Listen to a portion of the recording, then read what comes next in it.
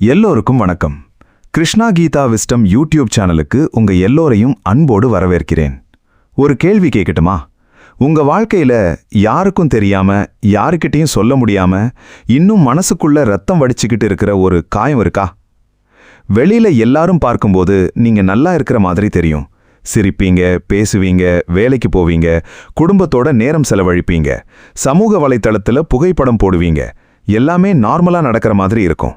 ஆனா இரவு தூங்க போற நேரம், யாரும் இல்லாத ஒரு அமைதியான நிமிஷம் வந்துடுச்சுன்னா, ஏதோ ஒரு பழைய நினைவு வந்து மனசு நெருக்க ஆரம்பிக்கும். திடீர்னு கண் கலங்கும். ஏன் தெரியுமா? அந்த காயம் இன்னும் ஆறல. உங்களுக்கும் இந்த மாதிரி நடந்திருக்கா? யாராவது சொன்ன ஒரு வார்த்தை பல வருஷம் ஆகிடுச்சு, ஆனா இன்னைக்கும் அது காதுல ஒலிக்குதா? ஒருத்தர் நம்பிக்கையை உடைச்சது இன்னைக்கும் மறக்க முடியலையா? இல்ல, வாழ்க்கையில ஒரு தோல்வி, ஒரு இழப்பு, ஒரு பிரிவு, ஒரு அவமானம், அதிலிருந்து வெளியே வந்துட்டேன்னு நினைச்சாலும் உள்ளுக்குள்ள அந்த வலி இன்னும் உயிரோட இருக்குதா? இதுதான் நாம இன்று பேச போற விஷயம். இந்த உலகத்துல உடம்புல இருக்கிற காயத்துக்கு மருந்து இருக்கு, டாக்டர் இருக்காரு, சிகிச்சை இருக்கு. கொஞ்ச நாள் கழிச்சு அது ஆறிடும். ஆனா மனசுக்குள்ள இருக்கிற காயத்துக்கு என்ன மருந்து? அதுக்கு எந்த மருத்துவமனை, எந்த மாத்திரை, எந்த ஊசி? அதுதான் பல பேருக்கு தெரியாத ஒரு உண்மை.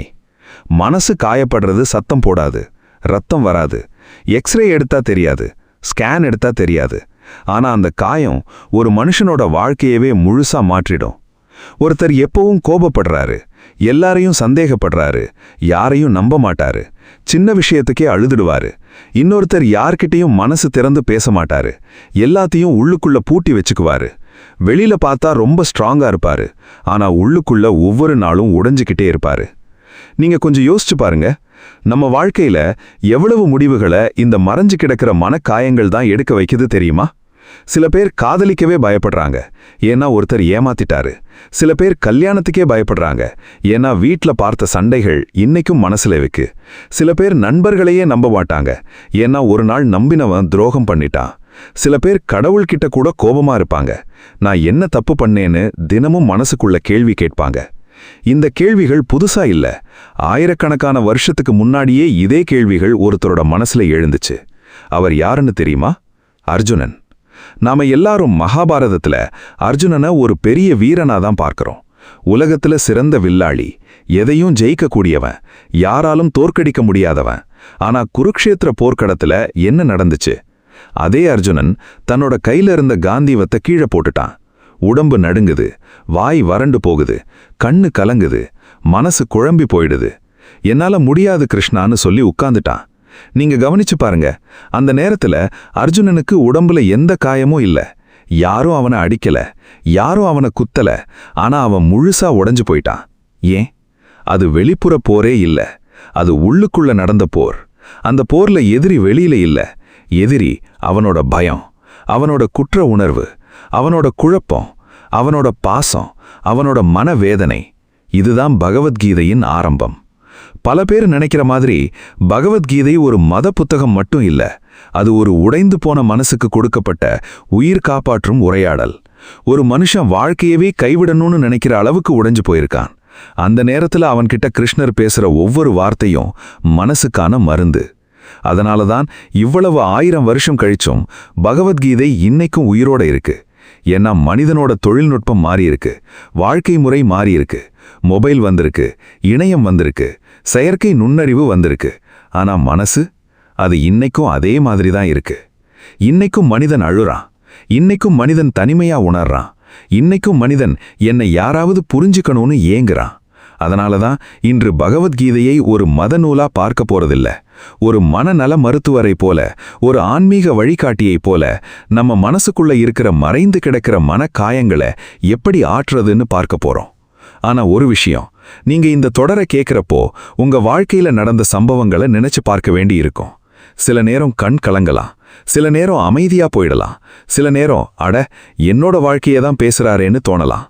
அது நடந்தா பயப்படாதீங்க, ஏன்னா பல வருஷமா பூட்டி வச்சிருந்த ஒரு அறையை திறக்கும்போது முதல்ல தூசி தான் வெளியே வரும், அதுக்கப்புறம் தான் வெளிச்சம் உள்ள வரும். அதே மாதிரி மனசுல பல வருஷமா பூட்டி வச்சிருந்த வலிகள் வெளியே வர ஆரம்பிச்சாதான் உண்மையான குணமாவதும் ஆரம்பிக்கும். நீங்க உங்களையே ஒரு கேள்வி கேளுங்க, நான் உண்மையாவே குணமாகணும்னு ஆசைப்படுறேனா, இல்ல இந்த வலியோடவே வாழ பழகிட்டேனான்னு? இந்த ஒரு கேள்விக்கான பதில் இந்த முழு தொடரோட அர்த்தத்தையே மாற்றப் போகுது. ஏன்னா பகவத்கீதை சொல்ற முதல் உண்மை என்னன்னா, காயம் இருக்கிறது பிரச்சனை இல்ல, அந்த காயம்தான் நான்னு நம்புறது தான் உண்மையான பிரச்சனை. அதுதான் இந்த தொடர்ல நாம கண்டுபிடிக்க போற முதல் ரகசியம். அர்ஜுனன் உடைஞ்சு போன அந்த நிமிஷத்துல கிருஷ்ணர் ஏன் முதல்ல அவனோட பிரச்சனைய பத்தி பேசல? ஏன் நேரடியா நீ யாருன்னு கேட்கிற அளவுக்கு ஆழமான உண்மையை சொல்ல ஆரம்பிச்சாரு? அந்த ஒரு பதில் தான் ஆயிரக்கணக்கான வருஷமா மனித மனசை குணப்படுத்திக்கிட்டு இருக்கிற பகவத்கீதையின் முதல் மறைந்த ரகசியம். ஒரு சின்ன விஷயம் சொல்றேன், இத கவனமா கேளுங்க. ஒரு வீட்ல ஒரு கண்ணாடி இருந்துச்சு. அந்த வீட்ல இருந்த சின்ன பையன் ஒரு நாள் விளையாடிக்கிட்டு இருந்தப்போ தவறுதலா அந்த கண்ணாடியை கீழே போட்டுட்டான். கண்ணாடி உடைஞ்சு சிதறிடுச்சு. அவன் ரொம்ப பயந்துட்டான். அப்பா திட்டுவாரு, அம்மா கோபப்படுவாங்கன்னு நினைச்சு அழ ஆரம்பிச்சான். அப்போ அவனோட தாத்தா வந்தாரு. அவர் அந்த பையன்கிட்ட ஒரு விஷயம் சொன்னாரு.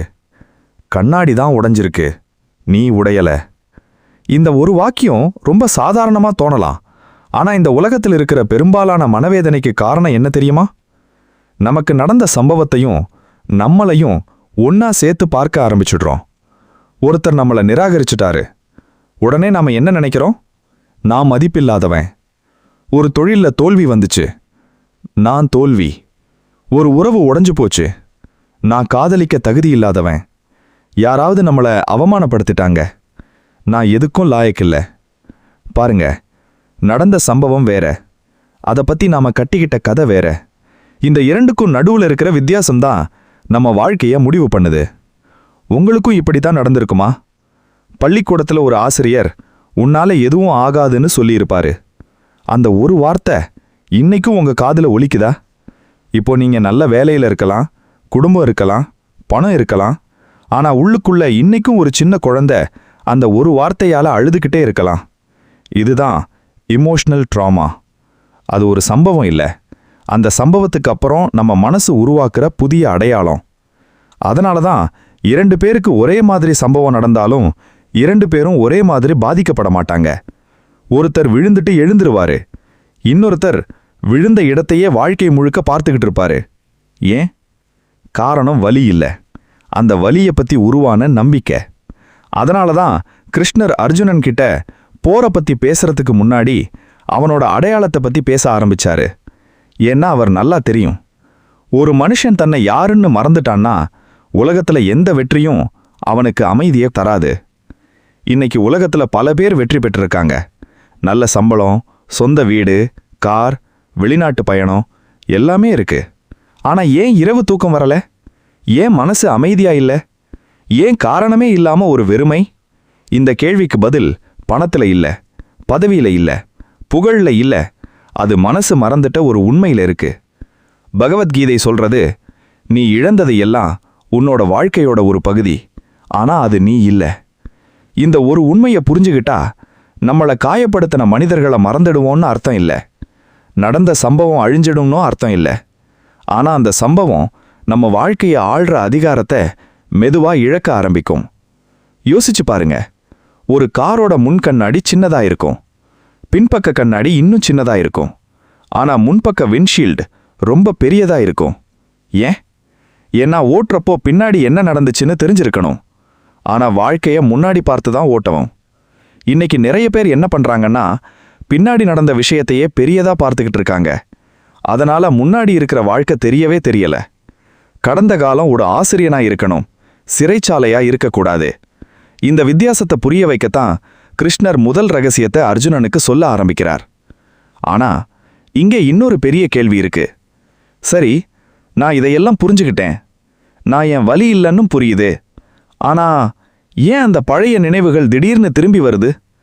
ஏன் ஒரு பாட்டு கேட்டாலே, ஒரு இடத்துக்கு போனாலே, ஒரு வாசனை வந்தாலே பழைய காயம் மறுபடியும் திறக்குது? உண்மையில எதிரி அந்த சம்பவமா?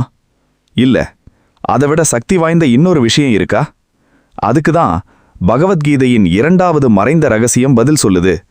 மனசு எப்படி நமக்கு நண்பனாகவும் அதே நேரத்துல நமக்கு மிகப்பெரிய எதிரியாகவும் மாறுது. நீங்க ஒரு விஷயத்தை கவனிச்சு பார்த்திருக்கீங்களா? சில காயங்கள் நேரம் போக போக குறைஞ்சிடும். ஆனா சில காயங்கள் மட்டும் வருஷம் 10 ஆனாலும் 20 ஆனாலும் 30 ஆனாலும் அதே வலியோட இருக்கும். ஏன்? நேரம் அந்த காயத்தை குணப்படுத்தலையா? இல்ல, நேரம் மட்டும் எந்த காயத்தையும் குணப்படுத்தாது. அந்த காயத்தை நாம எப்படி சுமக்கிறோமோ அதுதான் அதை குணப்படுத்தும், இல்ல இன்னும் ஆழமாக்கும். ஒரு சின்ன உதாரணம். உங்க கையில ஒரு கண்ணாடி டம்ளர் இருக்கு. அதை 1 நிமிஷம் பிடிச்சிருந்தா எதுவும் ஆகாது. 10 நிமிஷம் பிடிச்சிருந்தா கை கொஞ்சம் வலிக்கும். 1 மணி நேரம் பிடிச்சிருந்தா கை நடுங்க ஆரம்பிக்கும். 1 நாள் முழுக்க பிடிச்சிருந்தா அந்த டம்ளரோட இடம் மாறல, ஆனா அதை சுமக்கிற உங்க உடம்பு தான் சோர்ந்து போயிடும். மனசும் இதே மாதிரி தான். ஒரு சம்பவம் நடந்துச்சு. அது 1 நிமிஷம் நடந்தது. ஆனா அந்த நினைவை நாம தினமும் தூக்கிக்கிட்டு நடந்தா அந்த வலி மட்டும் இல்ல, அந்த வலியோட எடையும் தினமும் கூடிக்கிட்டே போகும். உங்களுக்கும் இப்படித்தான் இருக்கா? அவன் அப்படி பேசக்கூடாது, அவ என்னை விட்டுட்டு போகக்கூடாது, அந்த நாள்ல நான் அந்த முடிவு எடுத்திருக்க கூடாது. இந்த கூடாதுன்னு ஆரம்பிக்கிற 1000 எண்ணங்களோட எத்தனை வருஷமா வாழுறீங்க? நீங்க கவனிச்சிங்களா? நடந்த சம்பவம் ஒரு தடவை தான் நடந்துச்சு. ஆனா அதை நினைச்சு நாம நம்மளே 1000 தடவை காயப்படுத்திக்கிறோம். இதுதான் கிருஷ்ணர் சொல்ல வர்ற மிகப்பெரிய உண்மை. வலி வாழ்க்கையோட ஒரு பகுதி. ஆனா வலிய தினமும் உயிரோட வச்சிருக்கிறது மனசு. அதனால தான் பகவத்கீதையில கிருஷ்ணர் மனசை பத்தி பேசும்போது அதை ரொம்ப சக்தி வாய்ந்த ஒன்றா சொல்றார்.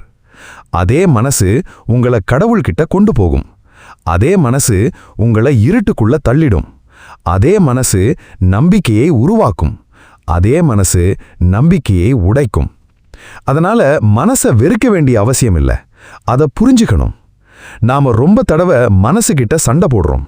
இந்த நினைப்பு ஏன் வருது, நான் ஏன் இவ்வளவு அழறேன், நான் ஏன் மறக்க முடியல, இப்படி நம்மளே திட்டிக்கிட்டு இருப்போம்.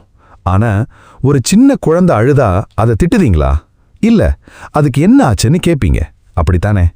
அப்போ ஏன் உங்க மனசு அழுறப்போ மட்டும் அதை திட்டுறீங்க?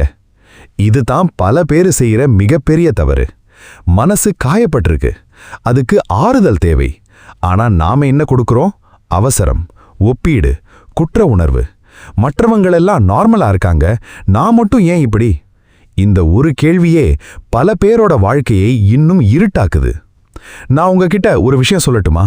நீங்க மட்டும் இல்ல, இந்த வீடியோவை இப்ப பார்த்துக்கிட்டு இருக்கிற ஆயிரக்கணக்கான பேர்ல வெளியில சிரிச்சுக்கிட்டு உள்ளுக்குள்ள அழறவங்க நிறைய பேர் இருக்காங்க. சில பேர் அம்மாவை இழந்திருக்காங்க, சில பேர் அப்பாவை, சில பேர் குழந்தைய, சில பேர் வாழ்க்கை துணைய, சில பேர் நம்பிக்கைய, சில பேர் தங்களையே இழந்துட்டாங்க. அதனால தான் இந்த வீடியோ ஒரு பாடம் இல்ல, இது ஒரு பயணம். உங்க மனசுக்குள்ள நீங்க மறந்துட்டு போன உங்களையே மறுபடியும் சந்திக்கிற பயணம். கிருஷ்ணர் அர்ஜுனனை போருக்கு தயார் பண்ணல, முதல்ல அவனை அவனுக்கே திருப்பி கொடுத்தார். அதுதான் ஒரு குருவோட வேலை. அதுதான் ஆன்மீகத்தோட உண்மையான நோக்கம். உலகத்தை மாற்றுறதுக்கு முன்னாடி உங்க உள்ள உலகத்தை அமைதிப்படுத்துறது. ஆனா இன்னும் ஒரு ஆழமான கேள்வி இருக்கு. ஒரு மனிதன் உடைந்து போறதுக்கு காரணம் வெளியில நடந்த சம்பவமா, இல்ல அவன் தன்னை பற்றியே நம்ப ஆரம்பிச்ச பொய்யா? அர்ஜுனன் அந்த ஒரு பொய்யை எப்படி நம்ப ஆரம்பிச்சான்? அந்த ஒரு பொய்யை உடைக்க கிருஷ்ணர் சொன்ன முதல் வார்த்தை என்ன? அதுதான் நம்ம அடுத்த பகுதியில் பார்க்க போற பகவத்கீதையின் முதல் மறைந்த ரகசியம். நீ உன் வலி அல்ல, நீ உன் உடம்பும் அல்ல, நீ அழியாத ஆத்மா. ஒரு நிமிஷம் உங்க வாழ்க்கைய பத்தி யோசிச்சு பாருங்க. நீங்க உங்களை அறிமுகப்படுத்தணும்னா எப்படி சொல்லுவீங்க? நான் ஒரு அப்பா, நான் ஒரு அம்மா, நான் ஒரு ஊழியர், நான் ஒரு தொழிலதிபர், நான் ஒரு மாணவன், இப்படிதானே? ஆனா இந்த எல்லா பதில்களும் நீங்க செய்கிற வேலையை பத்தி தான் சொல்லுது, நீங்க யாருன்னு சொல்லல. அதே மாதிரி நான் ரொம்ப கஷ்டப்பட்டவன், நான் ஏமாந்தவன், நான் தோல்வி அடைஞ்சவன், நான் உடைஞ்சு போனவன், இந்த வார்த்தைகளையும் நாம அடிக்கடி சொல்லிக்கிட்டே இருப்போம். ஆனா நீங்க கொஞ்சம் கவனமா யோசிச்சு பாருங்க. உங்களுக்கு கஷ்டம் நடந்துச்சு, ஆனா நீங்களே கஷ்டம் இல்ல. உங்களை ஏமாத்திட்டாங்க, ஆனா நீங்களே ஏமாற்றம் இல்ல. நீங்க தோல்வியை சந்திச்சீங்க, ஆனா நீங்களே தோல்வி இல்ல. இந்த ஒரு வித்தியாசத்தை புரிஞ்சுக்கிட்டா வாழ்க்கையை பார்க்குற பார்வையே மாறிடும். இதுதான் கிருஷ்ணர் அர்ஜுனனுக்கு முதல்ல சொல்ல ஆரம்பிக்கிறார். அர்ஜுனன் என்ன சொல்றான்? என்னால முடியாது, என்னால உடைஞ்சிட்டேன், நான் போராட மாட்டேன். ஆனா கிருஷ்ணர் என்ன பண்ணல தெரியுமா? பரவாயில்ல அர்ஜுனா, அழாதேன்னு மட்டும் சொல்லல. அவர் இன்னும் ஆழமா போனாரு. ஏன்னா அவர் ஒரு விஷயத்தை தெரிஞ்சு வச்சிருந்தார். ஒரு மனிதனோட எண்ணத்தை மாத்தணும்னா முதல்ல அவனோட அடையாளத்தை மாத்தணும். அதனால தான் அவர் சொல்றார், அர்ஜுனா, நீ இந்த உடம்பு மட்டும் இல்ல. இதை கேட்ட உடனே சில பேருக்கு ஒரு சந்தேகம் வரும். அப்படின்னா இந்த உடம்பு முக்கியம் இல்லையா? முக்கியம்தான். ஆனா அது முழு உண்மை இல்லை. ஒரு மனிதன் ஒரு சட்டையை போட்டிருக்கான். அந்த சட்டை கிழிஞ்சா அவன் கிழிஞ்சிட்டான்னு சொல்லுவோமா? இல்லையே, சட்டை தான் கிழிஞ்சிருக்கு. அதே மாதிரி உடம்பு மாறும், வயசு மாறும், முகம் மாறும், சூழ்நிலை மாறும், உறவுகள் மாறும். ஆனா இதையெல்லாம் பார்த்துக்கிட்டு இருக்கிற நான் யார்? அந்த நான் தான் ஆத்மா. கிருஷ்ணர் இதை ரொம்ப அழகா சொல்றார். நெருப்பால எரிக்க முடியாது, தண்ணீரால நனைக்க முடியாது, கத்தியால வெட்ட முடியாது, காற்றால உலர வைக்க முடியாது. அது அழியாதது, அது நித்தியமானது. இதை ஏன் அவர் இவ்வளவு வலியுறுத்தி சொல்றார்? ஏன்னா அர்ஜுனன் தன்னை ஒரு உடம்பா பார்த்தான், ஒரு உறவா பார்த்தான், ஒரு வீரனா பார்த்தான். ஆனா கிருஷ்ணர் அவனை ஒரு அழியாத ஆத்மாவா பார்க்க வைக்கிறார். இதுல தான் நமக்கும் ஒரு மிகப்பெரிய பாடம் இருக்கு. உங்களுக்கும் ஒரு கேள்வி. நீங்க கண்ணாடி முன்னாடி நின்னு உங்களை பார்க்கறப்போ எதை பார்க்கறீங்க? உடம்பையா, முகத்தையா, வயசையா, இல்ல அதை விட ஆழமா இருக்கிற உங்களையா? இன்னைக்கு உலகம் முழுக்க ஒரு பெரிய பிரச்சனை என்ன தெரியுமா? மனுஷங்க எல்லாரும் தங்களை வெளியில இருக்கிற விஷயங்களால அளக்க ஆரம்பிச்சிட்டாங்க. எவ்வளவு சம்பளம், எவ்வளவு சொத்து, எத்தனை ஃபாலோவர்ஸ், எவ்வளவு புகழ், எவ்வளவு அழகு. இதெல்லாம் இல்லைன்னா நான் யாருமே இல்லை அப்படின்னு மனசு சொல்ல ஆரம்பிச்சிடுது. இதுதான் சைலண்ட் பெயின். யாருக்கும் தெரியாது. ஆனா உள்ளுக்குள்ள தினமும் நம்ம மதிப்பை நாமே குறைச்சிக்கிட்டே இருப்போம். ஒரு நாள் ஒரு பெரிய நிறுவனத்துல வேலை பார்த்த ஒருத்தர் ஓய்வு பெற்றாரு. 40 வருஷம் அந்த வேலை தான் அவர் வாழ்க்கை. மறுநாள் காலையில எழுந்ததும் யாரும் ஃபோன் பண்ணல, யாரும் சார்னு கூப்பிடல, மீட்டிங் இல்ல, பொறுப்பு இல்ல. அவருக்கு ஒரு கேள்வி வந்துச்சு, இப்போ நான் யாரு? வேலை போனதால அவரோட அடையாளமும் போயிடுச்சு. அவர் மன அழுத்தத்துல விழ ஆரம்பிச்சாரு. ஏன்? வேலை போனதால இல்ல, வேலையையே தன்னோட முழு அடையாளமா நினைச்சதால. இதே விஷயம் உறவுகள்லையும் நடக்குது. ஒரு அம்மா குழந்தைகளுக்காக வாழ்க்கை முழுக்க உழைக்கிறாங்க. குழந்தைகள் வளர்ந்து வெளியூர் போயிடுறாங்க. வீடு அமைதியா இருக்கு. அவங்க மனசு என்ன சொல்ல ஆரம்பிக்கும்? என்னை யாருக்கும் தேவையில்லை. உண்மையாவே யாருக்கும் தேவையில்லையா? இல்ல. ஆனா அம்மாங்கிற பாத்திரத்தையே முழு அடையாளமா நினைச்சதால அந்த பாத்திரம் மாறும்போது அடையாளமும் உடைஞ்சு போகுது. அதனால தான் கிருஷ்ணர் சொல்றார், உன் உண்மையான அடையாளம் எந்த உறவும் இல்ல, எந்த பதவியும் இல்ல, எந்த வெற்றியும் இல்ல, அழியாத ஆத்மாதான். இது ஒரு தத்துவம்னு மட்டும் நினைச்சு போயிடாதீங்க. இதை தினசரி வாழ்க்கையில பயன்படுத்தி பாருங்க. யாராவது உங்களை அவமானப்படுத்திட்டாங்கன்னா உடனே மனசுக்குள்ள ஒரு கேள்வி கேளுங்க. அவர் காயப்படுத்தினது என்னோட உண்மையான ஆத்மாவையா, இல்ல என்னோட ஈகோவையா? இந்த ஒரு கேள்வியே பல சண்டைகளை முடிச்சு வைக்கும், பல கண்ணீரை நிறுத்தும், பல இரவுகளுக்கு அமைதியான தூக்கத்தை கொடுக்கும். கிருஷ்ணர் சொன்ன முதல் ரகசியம், நீ உன் வலி இல்ல, நீ உன் கடந்த காலம் இல்ல, நீ உன்னை பற்றி நம்புற எல்லா பொய்களும் இல்ல, நீ அதையெல்லாம் தாண்டி இருக்கிற அழியாத ஆத்மா. ஆனா இங்க ஒரு மிகப்பெரிய சந்தேகம் வருது. சரி, நான் ஆத்மான்னு புரியுது, நான் என் வலி இல்லைன்னு புரியுது. ஆனா ஏன் மனசு மறுபடியும் மறுபடியும் அந்த பழைய நினைவுகளையே கொண்டு வருது? ஏன் ஒரு சின்ன சம்பவம் கூட பழைய காயத்தை எழுப்பிடுது? உண்மையிலே என்னோட எதிரி யாரு? வெளியில இருக்கிற மனிதர்களா, இல்ல என்னோட மனசா? அதுக்கு தான் பகவத்கீதையின் 2வது ரகசியம் பதில் சொல்ல போகுது. மனசு நமக்கு மிகச்சிறந்த நண்பனாகவும் மாறலாம், அதே நேரத்துல நம்ம வாழ்க்கையை சிதைக்கிற மிகப்பெரிய எதிரியாகவும் மாறலாம். அந்த அதிர்ச்சியான உண்மைய பார்ட் 3ல பார்க்கலாம். ஒரு கேள்வி கேட்கட்டுமா? உங்க வாழ்க்கையில உங்களை அதிகமா காயப்படுத்தினது யாரு? உடனே யாரோ ஒரு முகம் மனசுக்குள்ள வந்திருக்கும். அவர், அவ, அந்த நாள், அந்த சம்பவம், இப்படித்தானே? ஆனா இன்னொரு கேள்வி, அந்த மனிதர் இப்போ உங்க கூட இருக்காரா? அந்த சம்பவம் இன்னைக்கும் நடந்துகிட்டே இருக்குதா? இல்ல. அப்படி இருக்க ஏன் அந்த வலி இன்னைக்கும் உயிரோட இருக்கு? இதுதான் கிருஷ்ணர் நம்மளை யோசிக்க வைக்கிற மிகப்பெரிய கேள்வி. நாம வாழ்க்கையில நடந்த சம்பவங்களால மட்டும் கஷ்டப்படுறதில்ல, அந்த சம்பவங்களை மனசு திரும்ப திரும்ப ஓட்டுறதால தான் கஷ்டப்படுறோம். ஒரு சினிமா படம் பார்த்துருக்கீங்கன்னு வச்சுக்கோங்க. ஒரு சீன் முடிஞ்சிடுச்சு, அடுத்த சீன் போயிடுச்சு. அது நார்மல். ஆனா அதே ஒரு சீனை மட்டும் 100 தடவை ரிப்பீட் பண்ணி போட்டா யாராலையும் பார்க்க முடியாது. மனசும் அதே வேலையை தான் செய்யுது.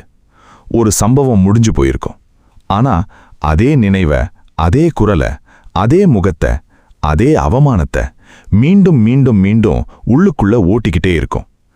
அதனால தான் இன்னைக்கு சில பேர் வெளியில் யாருடனும் சண்டை போடுறதில்ல, ஆனா தினமும் தங்களோட மனசுக்குள்ள சண்டை போட்டுக்கிட்டே இருக்காங்க. நான் அப்படி பேசியிருக்க கூடாது, அந்த நாளே அந்த முடிவை எடுத்திருக்கணும், அவனை நான் நம்பி இருக்கக்கூடாது, அந்த இடத்துக்கு போயிருக்கவே கூடாது. இந்த இருக்கக்கூடாதுன்னு ஆரம்பிக்கிற எண்ணங்கள் இன்னைக்கு ஒரு நாள்ல எத்தனை தடவை வருது தெரியுமா? 1000 தடவை. அதனால தான் வலி ஒரு தடவை வந்தாலும் வேதனை 1000 தடவை வருது. இதுக்கு தான் பகவத்கீதையில கிருஷ்ணர் ஒரு அற்புதமான உண்மையை சொல்றார். மனசுதான் மனிதனுக்கு நண்பன், அதே மனசுதான் மனிதனுக்கு எதிரி. இந்த ஒரு வரியை நாம சாதாரணமா படிச்சுட்டு போயிடுவோம். ஆனா இதுக்குள்ள வாழ்க்கையை மாற்ற அளவுக்கு பெரிய ரகசியம் இருக்கு. நீங்க ஒரு நாய்க்குட்டியை வளர்க்குறீங்கன்னு நினைச்சு பாருங்க. அதுக்கு தினமும் நல்ல பயிற்சி கொடுக்குறீங்க, அது உங்களை பாதுகாக்கும். ஆனா அதை கவனிக்காம விட்டுட்டீங்கன்னா அதே நாய் யாரை வேண்டுமானாலும் கடிக்க ஆரம்பிக்கும். மனசும் அதே மாதிரி தான். பயிற்சி கொடுத்தா அது உங்களை காப்பாத்தும், பயிற்சி கொடுக்கலன்னா அது உங்களையே காயப்படுத்தும். உங்களுக்கும் எப்படியா இருக்கு? நீங்க தூங்க போறீங்க, எல்லாமே அமைதியா இருக்கு. திடீர்னு 5 வருஷத்துக்கு முன்னாடி நடந்த ஒரு சம்பவம் நினைவுக்கு வரும். இதயம் வேகமா துடிக்க ஆரம்பிக்கும், மூச்சு மாறும், கண்ணுல தண்ணி வரும், உடம்பே பதற ஆரம்பிக்கும். அந்த சம்பவம் உண்மையில அப்போ நடந்துட்டா? இல்ல.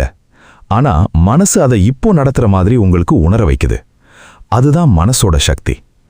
இன்னைக்கு மருத்துவ உலகமே சொல்லுது, ஒரு பழைய காயத்தை நினைச்சாலே உடம்புல ஸ்ட்ரெஸ் ஹார்மோன்ஸ் அதிகமா சுரக்க ஆரம்பிக்கும், இதயம் வேகமா அடிக்கும், தசைகள் இறுக்கமா ஆகும். அதாவது நினைவு மட்டும் இருந்தாலும் உடம்பு அதை உண்மையான ஆபத்துன்னு நம்ப ஆரம்பிச்சிடும். இதத்தான் ஆயிரக்கணக்கான வருஷத்துக்கு முன்னாடியே கிருஷ்ணர் புரிஞ்சிருந்தார். அதனால தான் அவர் அர்ஜுனனோட வெளியில இருக்கிற எதிரிகளை பற்றி முதல்ல பேசல, முதல்ல அவனோட மனசை பற்றி பேசினார். ஏன்னா வெளியில இருக்கிற எதிரியை ஜெயிக்கிறது சுலபம், உள்ளுக்குள்ள இருக்கிற மனசை புரிஞ்சுக்கிறது தான் கஷ்டம். நான் உங்ககிட்ட ஒரு உண்மையை சொல்லட்டுமா? உங்க வாழ்க்கையில உங்களை அதிகமா விமர்சனம் பண்ற ஆள் வெளியில யாருமே இல்ல, அது உங்க மனசு தான். உன்னால முடியாது, நீ எப்பவும் இப்படித்தான், நீ மாற மாட்ட, உன்னை யாரும் உண்மையா நேசிக்க மாட்டாங்க. இந்த குரல் யாரோ வெளியில பேசுற குரல் இல்ல. பல வருஷத்துக்கு முன்னாடி யாரோ சொன்ன வார்த்தைகளை உங்க மனசு இன்னைக்கும் ஒலிபரப்பிக்கிட்டு இருக்கு. ஒரு நாள் ஒரு இளைஞன் ஒரு ஆன்மீக குருவை பார்த்து கேட்டான், எனக்கு அமைதி வேணும். அந்த குரு சிரிச்சார். உனக்கு அமைதி கிடைக்கணும்னா முதல்ல உன் மனசு பேசுற எல்லாத்தையும் நம்புற பழக்கத்தை நிறுத்து. அவன் புரியாம பார்த்தான். குரு சொன்னார், வீட்டு வாசல்ல யாராவது வந்து கதவை தட்டினா அவங்கள எல்லாரையும் வீட்டுக்குள்ள கூப்பிடுவியா? இல்ல. அப்போ மனசு தினமும் 1000 எண்ணங்களை கொண்டு வரும்போது ஏன் எல்லாத்தையும் உண்மைன்னு நம்புற? இந்த ஒரு கேள்வி நம்ம வாழ்க்கைய தலைகீழ மாற்றிடும். ஏன்னா நாம ஒரு பெரிய தவறு பண்ணிக்கிட்டு இருக்கோம். எண்ணம் வந்தா அது உண்மைன்னு நம்புறோம். இல்ல, எண்ணம் ஒரு மேகம் மாதிரி வரும் போகும். ஆனா நாம அந்த மேகத்தை பிடிச்சுக்கிட்டு இதுதான் வானம்னு நினைக்க ஆரம்பிச்சிடுறோம். பகவத்கீதை சொல்றது, நீ மேகம் இல்ல, நீ வானம். எண்ணங்கள் வரலாம், உணர்ச்சிகள் வரலாம், கோபம் வரலாம், பயம் வரலாம். ஆனா அதையெல்லாம் பார்த்துக்கிட்டு இருக்கிற சாட்சி அதுதான் நீ. உங்களுக்கும் ஒரு பயிற்சி சொல்லட்டுமா? இனிமே மனசு நீ தோல்வின்னு சொன்னா உடனே ஒரு கேள்வி கேளுங்க. இது உண்மையா, இல்ல இது என்னோட மனசு பேசுற ஒரு பழைய பதிவுதானா? இந்த ஒரு கேள்வி மனசுக்கும் உங்களுக்கும் நடுவுல ஒரு இடைவெளியை உருவாக்கும். அந்த இடைவெளிதான் சுதந்திரம், அந்த இடைவெளிதான் அமைதி, அந்த இடைவெளிதான் குணமாவதோட ஆரம்பம். ஆனா இங்க இன்னொரு ரொம்ப ஆழமான கேள்வி இருக்கு. சரி, மனசு எதிரின்னு புரியுது, அதை கவனிக்கணும்னு புரியுது. ஆனா ஏன் வாழ்க்கையில சில கஷ்டங்கள் மட்டும் நம்மள தேடி தேடி வர்ற மாதிரி தோணுது? நான் நல்லவன் தானே, அப்போ ஏன் எனக்கு மட்டும் இவ்வளவு வலி? இந்த கேள்விய அர்ஜுனனும் கேட்டான். இன்னைக்கு கோடிக்கணக்கான மனுஷங்களும் கேட்கறாங்க. அந்த கேள்விக்கான பதில்தான் பகவத்கீதையின் 3வது மறைந்த ரகசியம். அது கர்மாவோட உண்மையான அர்த்தம். ஆனா நாம நினைக்கிற மாதிரி அது தண்டனைய பற்றிய ரகசியம் இல்ல. அது விடுதலைய பற்றிய ரகசியம். அதை புரிஞ்சுக்கிட்டா ஏன் நான் மட்டும்னு நீங்க கேட்கிற கேள்வியே முழுசா மாறிடும். அத பார்ட் 4ல ஆழமா பார்க்கலாம். ஒரு கேள்வியோட ஆரம்பிக்கலாமா? உங்க மனசுக்குள்ள எப்போதாவது இந்த கேள்வி எழுந்திருக்கா? நான் யாருக்கும் கெடுதல் நினைக்கல, அப்புறம் ஏன் எனக்கு மட்டும் இவ்வளவு கஷ்டம்? நேர்மையா வாழறேன், ஆனா ஏன் ஏமாற்றம் மட்டும் எனக்கு தான்? கடவுளை நம்புறேன், அப்புறம் ஏன் என் வாழ்க்கையில மட்டும் இவ்வளவு சோதனை? நீங்க இந்த கேள்விய ஒரு நாளாவது கேட்டிருந்தீங்கன்னா இந்த பகுதி உங்களுக்காகத்தான். ஏன்னா இந்த உலகத்துல அதிகமா தவறா புரிஞ்சிக்கப்பட்ட வார்த்தைகள்ல ஒன்று கர்மா. இன்னைக்கு யாராவது ஒரு கஷ்டத்தை சந்திச்சா உடனே சில பேர் என்ன சொல்வாங்க? அது அவன் கர்மா. யாராவது நோய் வந்தா கர்மா. வியாபார நஷ்டமா போச்சா கர்மா. குடும்பம் உடைஞ்சு போச்சா கர்மா. இந்த மாதிரி சொல்ல சொல்ல கர்மாங்கிற வார்த்தை மக்களுக்கு ஒரு பயமா மாறிடுச்சு. ஆனா கிருஷ்ணர் பகவத்கீதையில சொல்ற கர்மா பயம் கொடுக்கிற தத்துவம் இல்ல, புரிதலை கொடுக்கிற தத்துவம். நான் ஒரு சின்ன கதை சொல்றேன். ஒரு விவசாயி இருந்தாரு. ஒரு வருஷம் அவர் விதை போட்டார். மழை சரியா பெய்யல, விளைச்சல் ரொம்ப குறைஞ்சு போச்சு. ஊர்ல இருந்தவங்க சில பேர் சொன்னாங்க, உன் கர்மா. அடுத்த வருஷம் அதே விவசாயி நிலத்தை இன்னும் நல்லா தயார் பண்ணினார். நல்ல விதை வாங்கினார். தண்ணீர் சேமிக்க புதிய வழி கண்டுபிடிச்சார். அந்த வருஷம் அமோக விளைச்சல். அதே மக்கள் என்ன சொன்னாங்க தெரியுமா? உன் நல்ல கர்மா. இப்ப யோசிச்சு பாருங்க, முதல் வருஷம் நடந்தது தண்டனையா, இல்ல அடுத்த வருஷம் புத்திசாலித்தனமா மாறணும்னு வாழ்க்கை கொடுத்த பாடமா? இதுதான் வித்தியாசம். கர்மாவை நாம தீர்ப்பா பார்க்கிறோம்.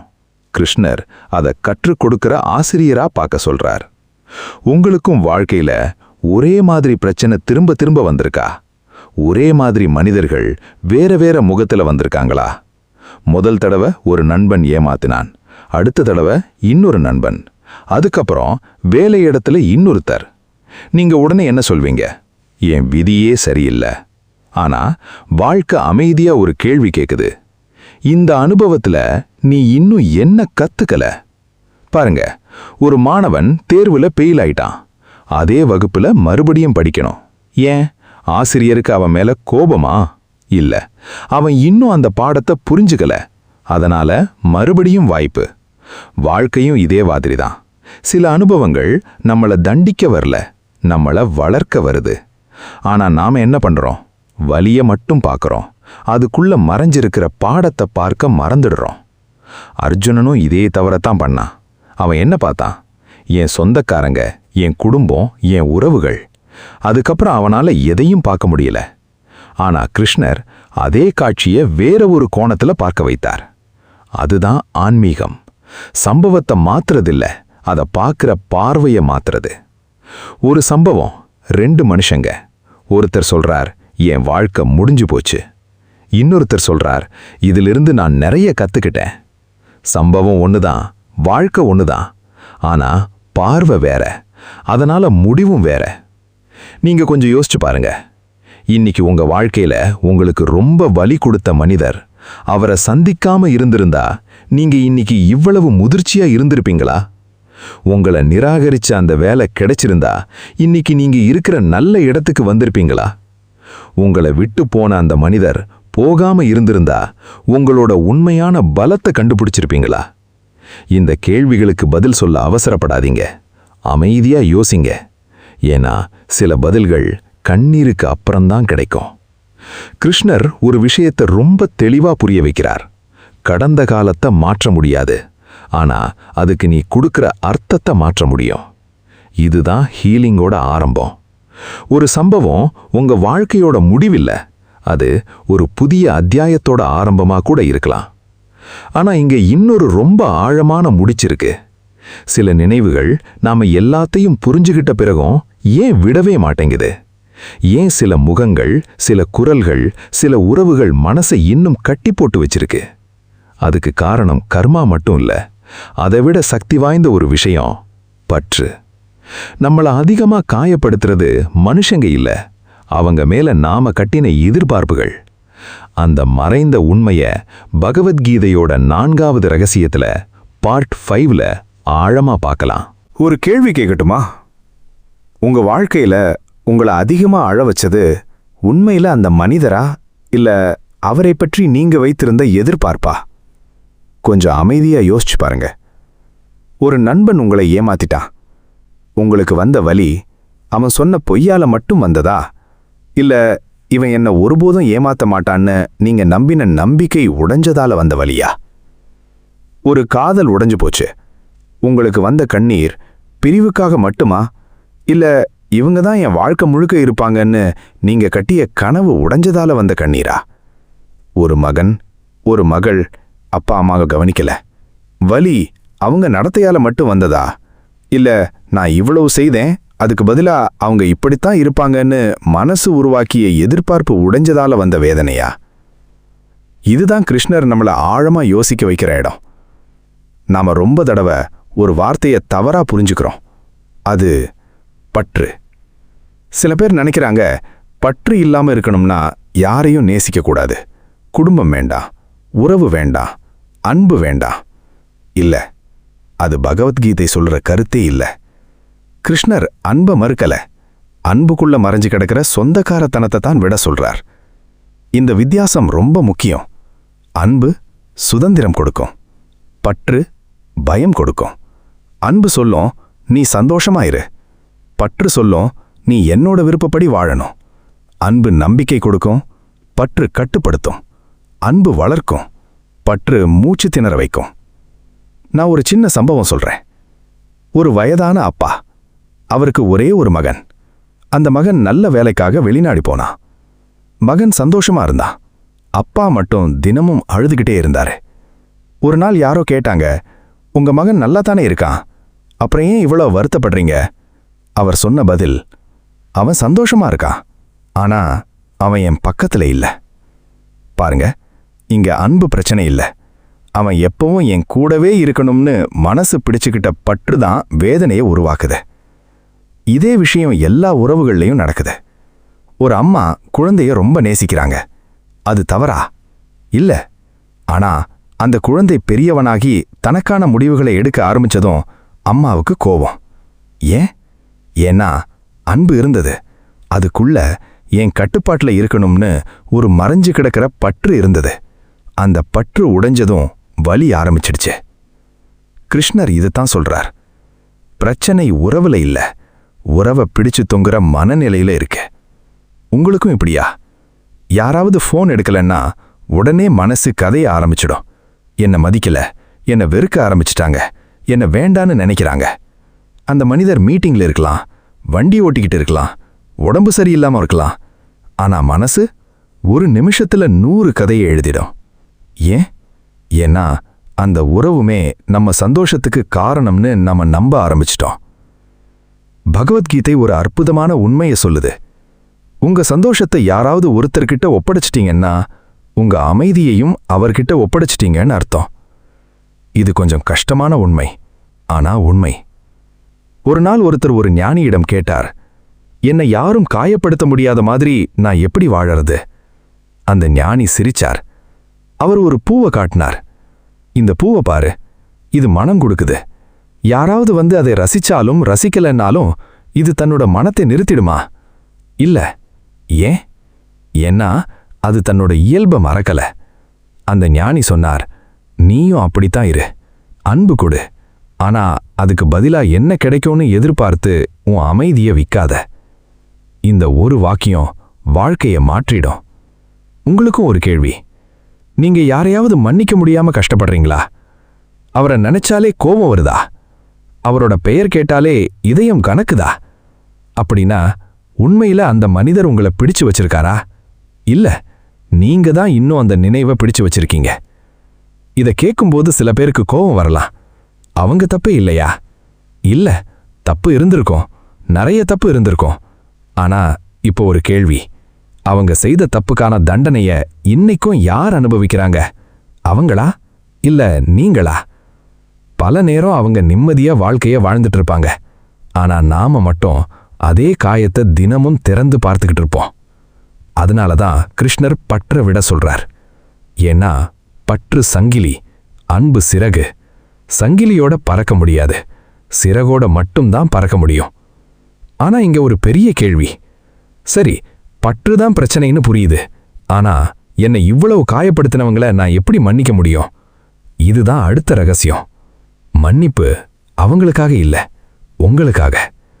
ஏன் கிருஷ்ணர் உள்ளார்ந்த விடுதலைய மன்னிப்போட இணைக்கிறார்? கோபத்தை பிடிச்சுக்கிட்டு வாழறது எப்படி நம்ம உயிரையே மெதுவா சோர்வடைய வைக்குது? அத பார்ட் 6ல ஆழமா பார்க்கலாம். ஒரு விஷயத்த மனசுல வச்சுக்கிட்டு இந்த பகுதியை கேளுங்க. உங்க வாழ்க்கையில நீங்க இன்னும் மன்னிக்க முடியாத ஒருத்தர் இருக்காங்களா? அந்த மனிதரோட முகம் இன்னைக்கும் மனசுக்குள்ள வருதா? அவர் பேர் கேட்டாலே இதயம் கணக்குதா? அவரை நான் ஒருபோதும் மன்னிக்க மாட்டேன், இந்த வார்த்தைய உங்களுக்குள்ள எத்தனை தடவை சொல்லியிருப்பீங்க? இப்போ நான் ஒரு கேள்வி கேட்கட்டுமா? அவரை மன்னிக்காம இருக்கிறதால யாருக்கு அதிக வலி? அவருக்கா இல்ல உங்களுக்கா? கொஞ்சம் அமைதியா யோசிச்சு பாருங்க. ஒரு மனிதர் உங்களை 10 வருஷத்துக்கு முன்னாடி காயப்படுத்திட்டார். அவர் அந்த சம்பவத்தை மறந்துட்டு சந்தோஷமா வாழ்ந்துட்டு இருக்கலாம். ஆனா நீங்க மட்டும் இன்னைக்கும் அந்த சம்பவத்தை நினைச்சு கண்ணீர் விடுறீங்க. அப்படின்னா அவர் ஒரு தடவை தான் உங்களை காயப்படுத்தினார், ஆனா நீங்க உங்களையே 1000 தடவை காயப்படுத்திக்கிட்டு இருக்கீங்க. இதுதான் மன்னிப்போட முதல் உண்மை. மன்னிக்கிறது நடந்த தப்ப சரின்னு சொல்றதில்ல. மன்னிக்கிறது அந்த தப்போட சங்கிலியிலிருந்து உங்களை விடுவிக்கிறது. நான் ஒரு கதை சொல்றேன். 2 துறவிகள் ஒரு ஆற்றை கடந்து போய்கிட்டு இருந்தாங்க. அங்க ஒரு வயதான பெண்மணி நின்னுட்டு இருந்தாங்க. அவங்களால ஆற்றை கடக்க முடியல. ஒரு துறவி அந்த அம்மாவை தூக்கிக்கிட்டு ஆற்றை கடக்க வச்சார். அப்புறம் அவங்கள கீழே இறக்கி 2 பேரும் நடக்க ஆரம்பிச்சாங்க. பல மணி நேரம் கழிச்சு இன்னொரு துறவி கோபமா கேட்டார், நாம துறவிங்க, நீங்க எப்படி ஒரு பெண்மணியை தூக்கினீங்க? முதல் துறவி அமைதியா சிரிச்சார். அவர் சொன்னார், நான் அந்த அம்மாவை ஆற்றங்கரையிலேயே இறக்கிட்டேன், நீ மட்டும் இன்னைக்கும் அவங்கள மனசுல தூக்கிக்கிட்டு வர்ற. இந்த கதை நம்ம வாழ்க்கையை பத்தி தான். நீங்க எத்தனை பேரை இன்னைக்கும் மனசுக்குள்ள தூக்கிக்கிட்டு நடக்கிறீங்க? உங்களை அவமானப்படுத்தின ஆசிரியர் இன்னும் மனசுல இருக்காரா? உங்களை ஏமாத்தின நண்பன் இன்னும் மனசுல இருக்கானா? உங்களை புரிஞ்சிக்காத உறவினர் இன்னும் மனசுல இருக்காங்களா? அவங்க எல்லாரையும் நீங்க இன்னைக்கும் சுமந்துட்டு இருக்கீங்க. அதனால தான் மனசு சோர்ந்து போகுது. கிருஷ்ணர் ஒரு விஷயத்தை ரொம்ப ஆழமா புரிய வைக்கிறார். வெறுப்பு உன்னை கட்டி போடுற கயிறு. நீங்க யாரை வெறுக்கிறீங்களோ அவர்கிட்டயே உங்க மன அமைதியோட சாவியை கொடுத்துட்டீங்கன்னு அர்த்தம். இந்த வார்த்தை கொஞ்சம் கஷ்டமா இருக்கலாம், ஆனா உண்மை. யாரை நினைச்சா உங்களுக்கு கோபம் வருதோ அந்த மனிதர் இன்னைக்கும் உங்க உணர்ச்சிகளை கட்டுப்படுத்துறாருன்னு அர்த்தம். அது சுதந்திரமா? இல்ல, அது மறைந்து கிடக்கிற அடிமைத்தனம். உங்களுக்கும் இந்த மாதிரி நடந்திருக்கா? ஒரு குடும்ப விழா, எல்லாரும் சந்தோஷமா இருக்காங்க. திடீர்னு ஒருத்தரோட பெயர் வந்துருச்சு. அந்த ஒரு நிமிஷத்துல உங்க முகமே மாறிடுச்சு.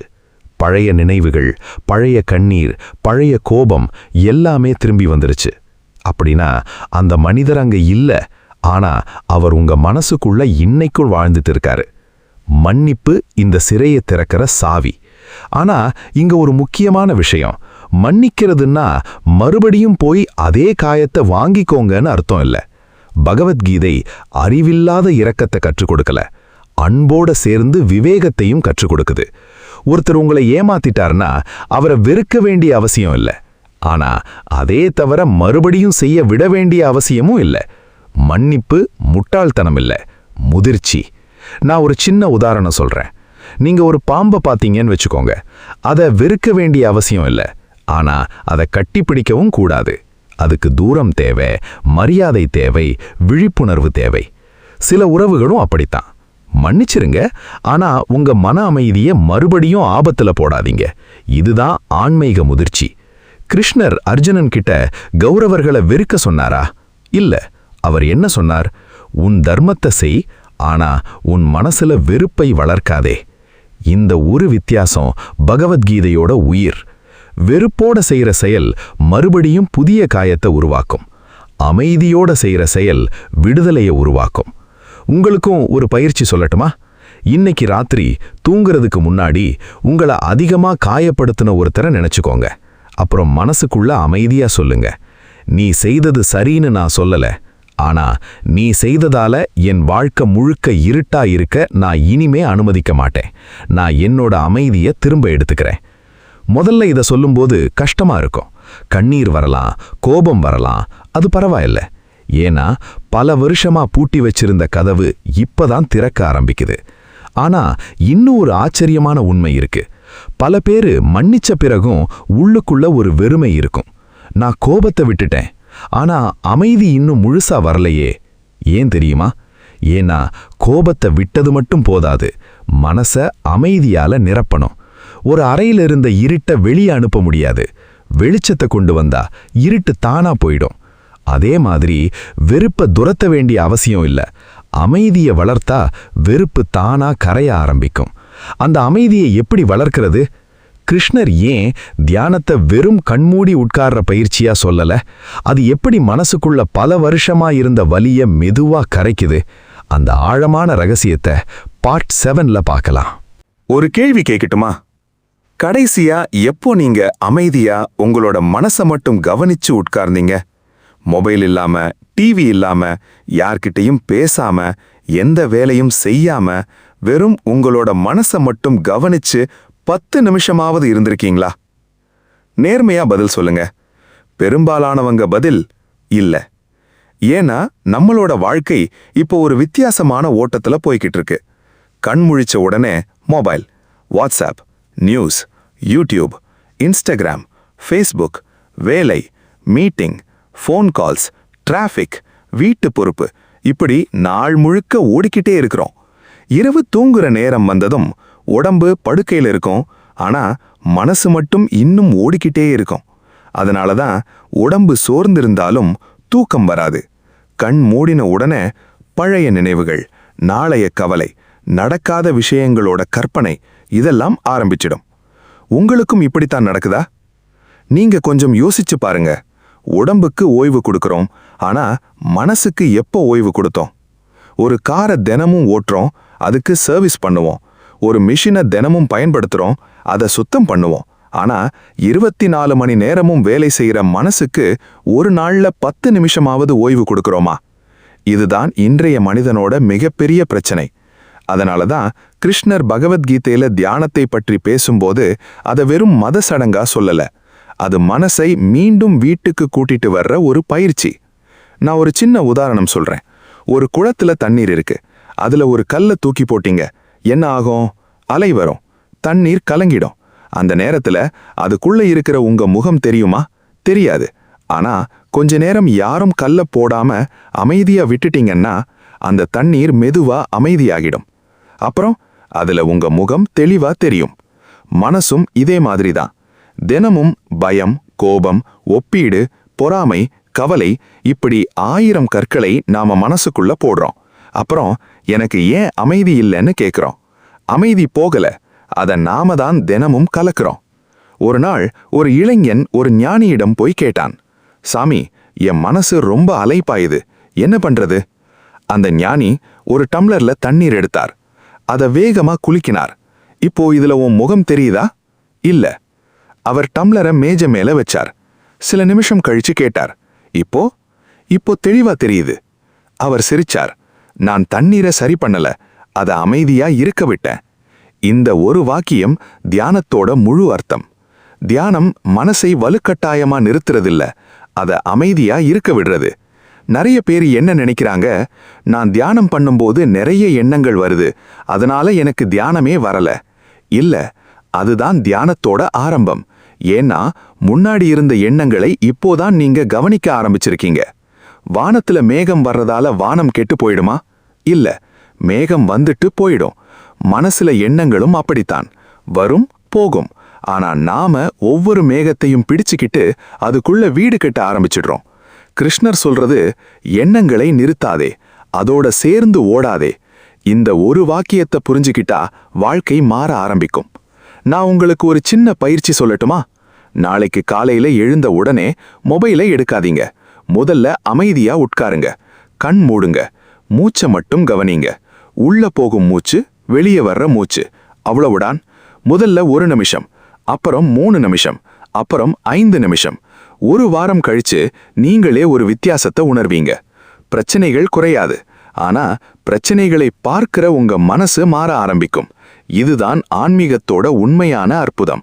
அது வெளி உலகத்தை மாற்றாது, உள்ள உலகத்தை மாற்றும். அந்த உள்ள உலகம் மாறும்போது வெளி உலகத்தையும் நீங்க வேற மாதிரி பார்க்க ஆரம்பிப்பீங்க. அர்ஜுனனுக்கு கிருஷ்ணர் என்ன பண்ணினார்? போர்க்களத்தை மாற்றல, கௌரவர்களை மாற்றல, சூழ்நிலையை மாற்றல. அர்ஜுனனோட மனசை மாற்றினார்.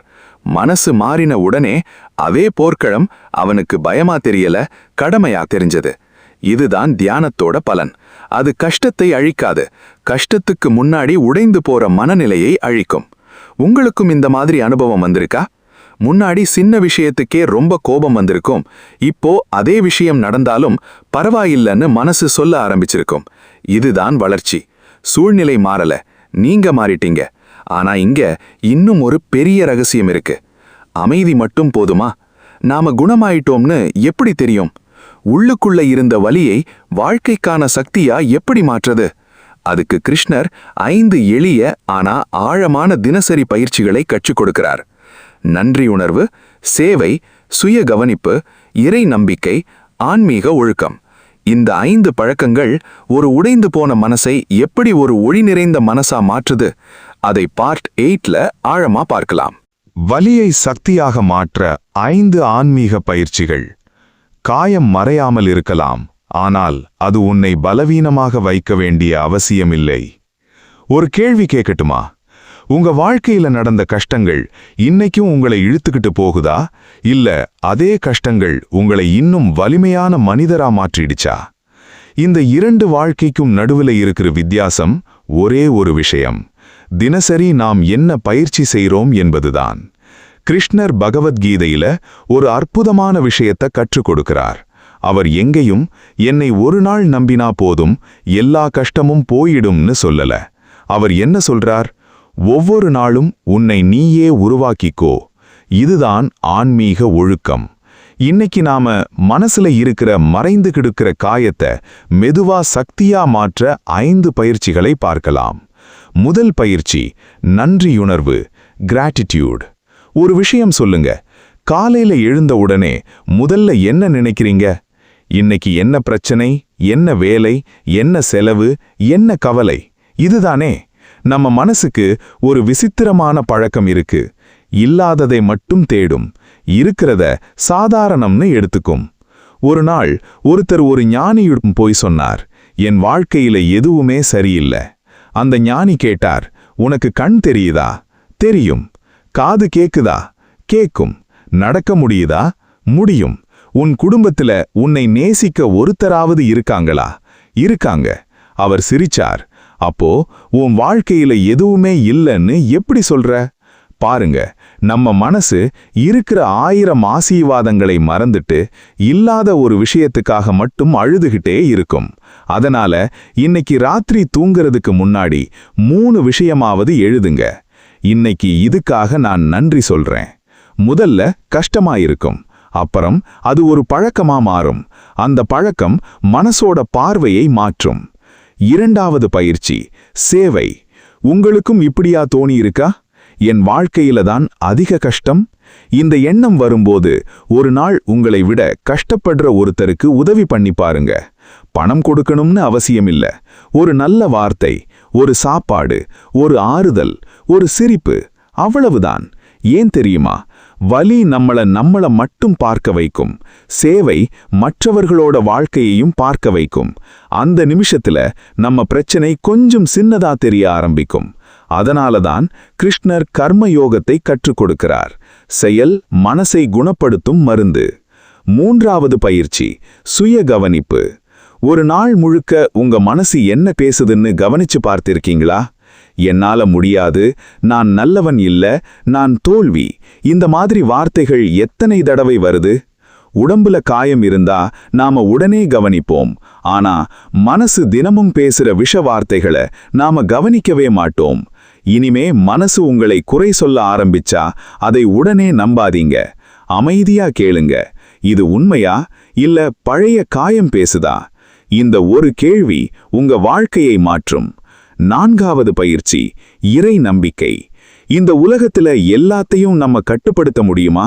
முடியாது. யார் நம்ம வாழ்க்கையில வருவாங்க, யார் போவாங்க, எப்போ என்ன நடக்கும், எல்லாத்தையும் நம்ம முடிவு பண்ண முடியாது. அப்படின்னா என்ன பண்ணணும்? நம்மால முடிஞ்சத முழு மனசோட செய்யணும், முடியாதத இறைவன் கிட்ட ஒப்படைக்கணும். இதுதான் சரணாகதியோட ஆரம்பம். சில பேர் இதை பலவீனம்னு நினைக்கிறாங்க. இல்ல, இதுதான் உண்மையான பலம். ஏன்னா எல்லாத்தையும் நான் மட்டும் சுமக்கணும்னு நினைக்கிற மனசுதான் சோர்ந்து போகும். என் முயற்சி என்னோடது, பலன் இறைவனோடதுன்னு வாழற மனசு எளிதா உடையாது. 5வது பயிற்சி, ஆன்மீக ஒழுக்கம். ஒரு நாள் ஜிம்மு போனா உடம்பு மாறுமா? மாறாது. தினமும் போனா மாறும். மனசும் இதே மாதிரி. ஒரு நாள் கீதை படிச்சா, ஒரு நாள் தியானம் பண்ணா வாழ்க்கை மாறாது. ஆனா தினமும் கொஞ்ச நேரம் இறைவனை நினைத்து தியானம் பண்ணி நல்ல சிந்தனைகளை மனசுக்குள்ள விதைச்சா அந்த விதை ஒரு நாள் பெரிய மரமா வளரும். அந்த மரத்தோட பெயர் உள்ள அமைதி. அர்ஜுனன் ஒரே நாள்ல மாறல. கிருஷ்ணர் ஒவ்வொரு சந்தேகத்தையும், ஒவ்வொரு பயத்தையும், ஒவ்வொரு தவறான நம்பிக்கையையும் மெதுவா உடைத்தார். அதே மாதிரி நம்மளோட குணமாவதும் ஒரே நாள்ல நடக்காது. அது ஒரு பயணம். ஒரு நாள் நீங்க அழுவீங்க, அடுத்த நாள் கொஞ்சம் சிரிப்பீங்க, அடுத்த வாரம் அதே சம்பவத்தை நினைச்சாலும் அவ்வளவு வலிக்காது. ஒரு நாள் அந்த காயத்தை நினைத்து நீங்க கடவுளுக்கு நன்றி சொல்ற அளவுக்கு மாறிடுவீங்க. ஏன்னா அந்த காயம்தான் உங்களுக்குள்ள இருந்த உண்மையான பலத்தை காட்டிச்சிருக்கும். ஆனா இந்த பயணத்துல இன்னும் ஒரு மிகப்பெரிய ரகசியம் இருக்கு. பல பேர் தியானமும் பண்றாங்க, நல்லவங்களாவும் வாழறாங்க, மன்னிக்கவும் முயற்சி பண்றாங்க. ஆனா உள்ளுக்குள்ள இன்னும் ஒரு சுமை இருக்கு. எல்லாத்தையும் நான் தனியா சுமக்கணும். இந்த ஒரே எண்ணம் தான் மனிதனை மெதுவா சோர்வடைய வைக்குது. அதை உடைக்க பகவத்கீதையோட கடைசி பகுதியில கிருஷ்ணர் ஒரு அற்புதமான அழைப்பை கொடுக்கிறார். நீ தனியா இல்ல, உன் சுமையை எல்லாம் என்கிட்ட வச்சிடு. இந்த ஒரு வாக்கியத்தோட உண்மையான அர்த்தம் என்ன? சரணாகதி ஓடி போறதா, இல்ல உள்ளுக்குள்ள கிடைக்கிற மிகப்பெரிய சுதந்திரமா? அந்த இறுதி மறைந்த ரகசியத்தை பார்ட் 9ல ஆழமா பார்க்கலாம். ஒரு கேள்வி கேட்கட்டுமா? கடைசியா எப்போ மனசு முழுசா சோர்ந்து போய் என்னால இனிமே முடியலன்னு உள்ளுக்குள்ள சொல்லியிருக்கீங்க? வெளியில யார்கிட்டயும் சொல்லல. ஆனா தனியா இருந்த ஒரு நிமிஷத்துல கண்ணீர் மட்டும் வந்துச்சு. நான் ரொம்ப சோர்ந்துட்டேன், என்னால எல்லாத்தையும் சமாளிக்க முடியல, எல்லாருக்காகவும் வாழறேன், ஆனா எனக்காக யார் இருக்காங்க? இந்த மாதிரி ஒரு நிமிஷம் உங்க வாழ்க்கையில வந்திருக்கா? வந்திருந்தா இந்த பகுதி உங்களுக்காகத்தான். ஏன்னா மனிதனோட மிகப்பெரிய சோர்வுக்கு காரணம் வேலை இல்ல, பணம் இல்ல, உறவுகள் இல்ல, எல்லாத்தையும் நான் மட்டும் சுமக்கணும்னு நம்புற மனநிலை. இதுதான். நீங்க ஒரு பைய தோள்ல தூக்கிக்கிட்டு இருக்கீங்கன்னு நினைச்சு பாருங்க. முதல்ல அது லேசா இருக்கும். கொஞ்ச நேரம் கழிச்சு கணக்க ஆரம்பிக்கும், மணி நேரமாகும், தோள் வலிக்கும். அதே பைய ஒரு நாள் முழுக்க இறக்காம தூக்கிக்கிட்டே இருந்தா தாங்க முடியுமா? முடியாது. இப்போ ஒரு நிமிஷம் யோசிங்க. பல பேரு கவலையையும் பயத்தையும் குற்ற உணர்வையும் பல வருஷமா மனசுக்குள்ள தூக்கிக்கிட்டே இருக்காங்க. அது எவ்வளவு கனமா இருக்கும். அதனால தான் சில பேரு எதுவும் இல்லாமலே சோர்வா இருப்பாங்க.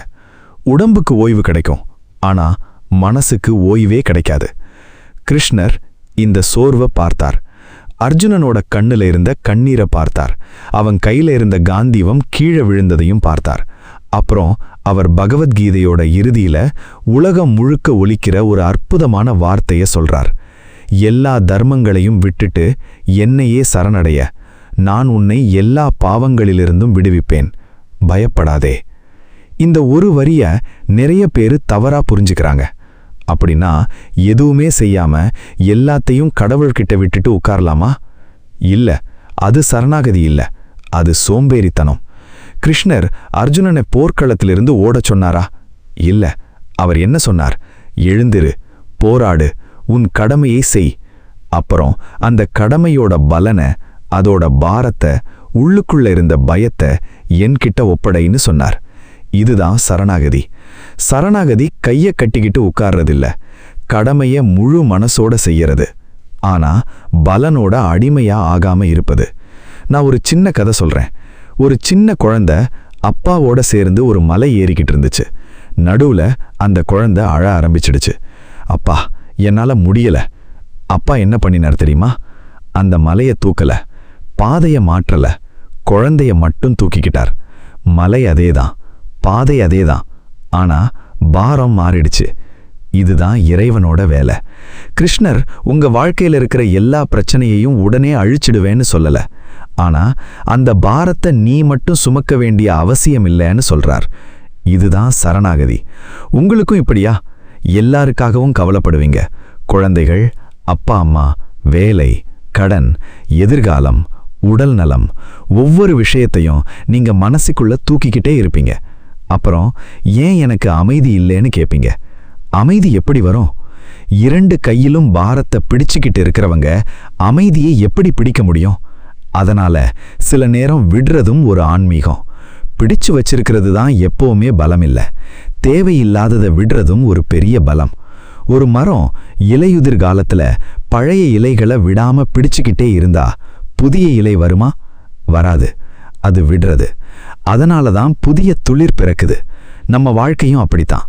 பழைய கோபம், பழைய குற்ற உணர்வு, பழைய பயம், பழைய தோல்வி, இதையெல்லாம் இன்னைக்கும் பிடிச்சுக்கிட்டு இருந்தா புதிய வாழ்க்கை எப்படி ஆரம்பிக்கும்? கிருஷ்ணர் சொல்றார், விடு, நான் இருக்கேன்.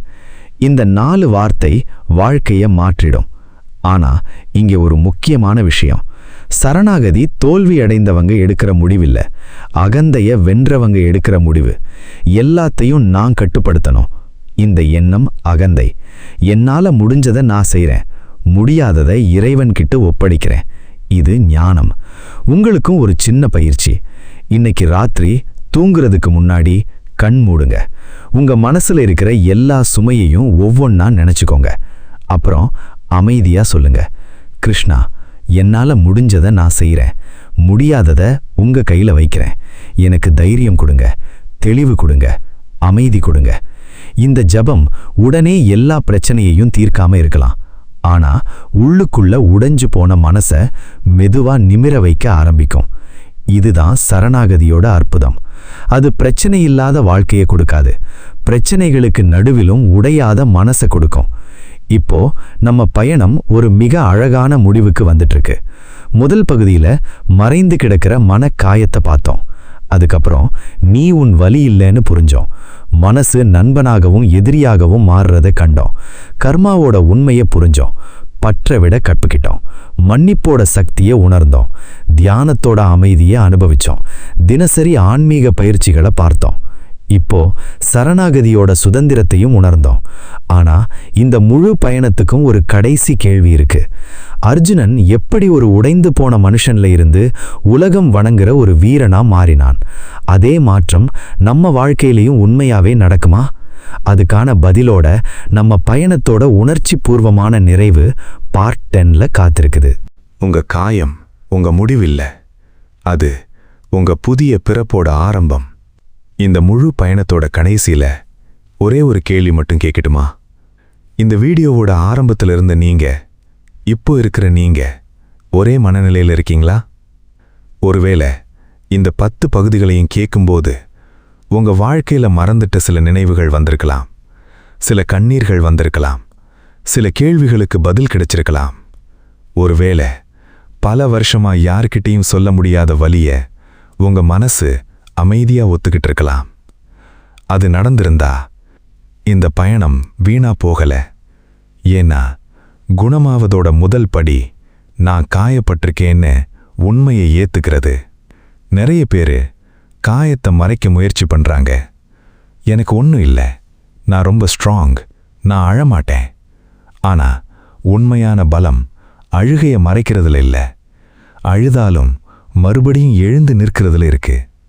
அதனால தான் அர்ஜுனன் நமக்கு ஒரு மிகப்பெரிய எடுத்துக்காட்டு. பகவத்கீதையோட ஆரம்பத்துல அவன் என்ன நிலைமையில இருந்தான்?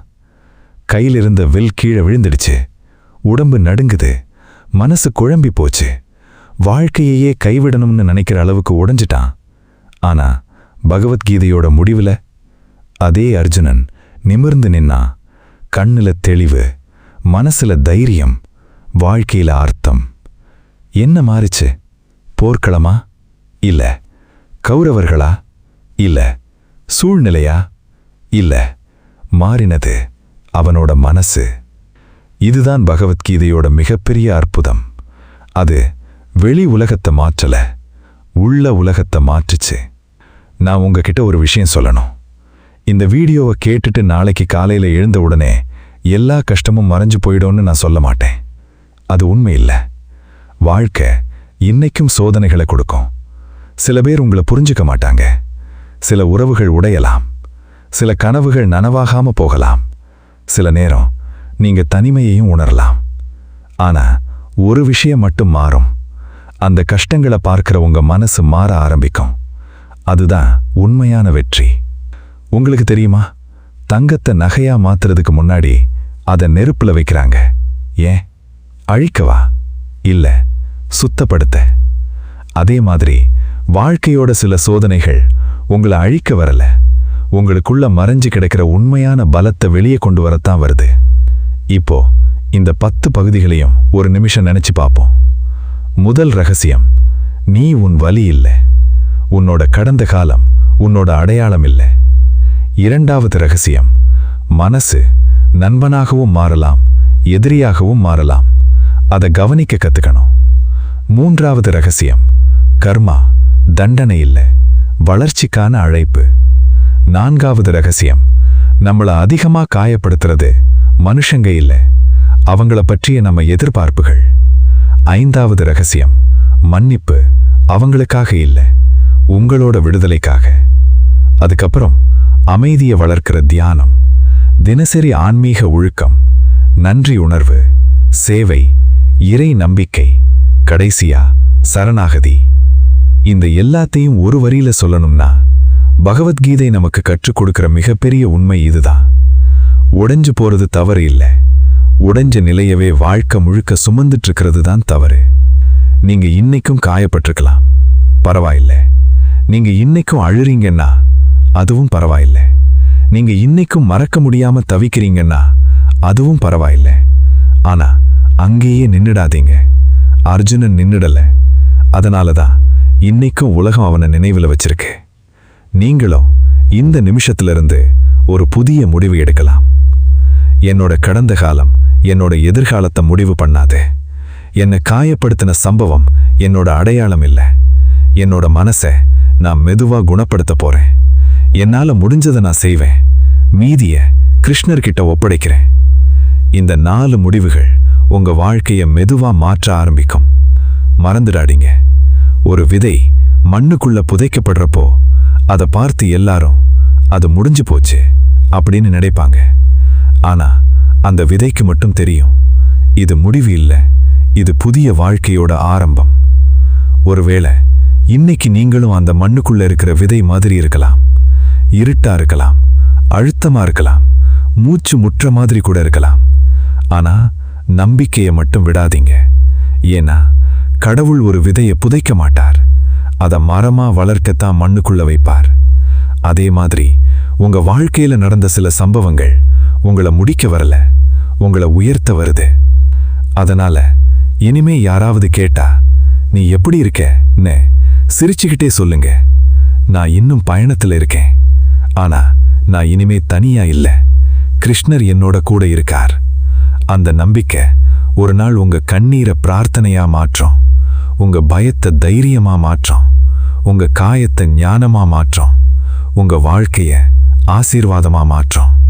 இறுதியாக இந்த வீடியோ உங்க மனசை கொஞ்சமாவது தொற்றிருந்தா, உங்க வாழ்க்கையில மறைஞ்சு கிடந்த ஒரு காயத்துக்கு இந்த வீடியோ ஒரு சின்ன ஆறுதலா இருந்திருந்தா, இந்த வீடியோவை கண்டிப்பா லைக் பண்ணுங்க.